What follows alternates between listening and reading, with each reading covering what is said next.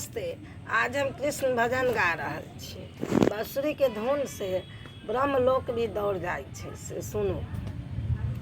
रही रही का जिया ललचाए हो, बांसुरिया के धुन सुने। रही रही का जिया ललचाए हो, मुरलिया के धुन सुन।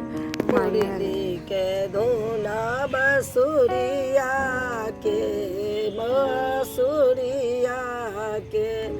रही रही का जिया ललचाए हो, मुरलिया के धुन सुने।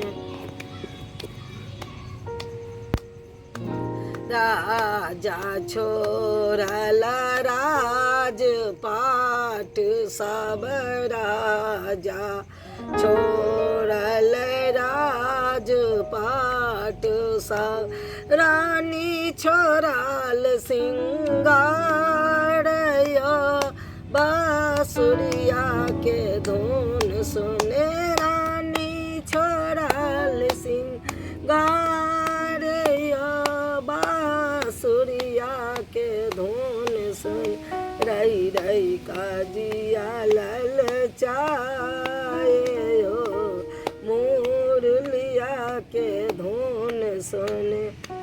ब्रह्मा ते जला ब्रह्मा लोका, ब्रह्मा ते जला ब्रह्मा लोका। शिव जी ते जल कैलास यो, बांसुरिया के धुन सुन।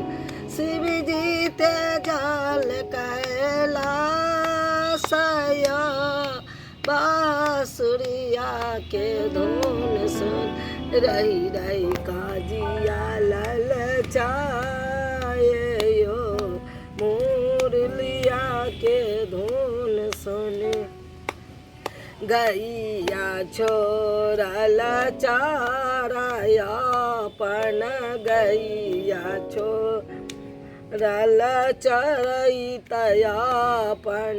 बछरू छोड़ल हुंकार हो, बांसुरिया के धुन सुने। बछरू छोड़ल हुंकार यो, बांसुरिया के धुन सुन।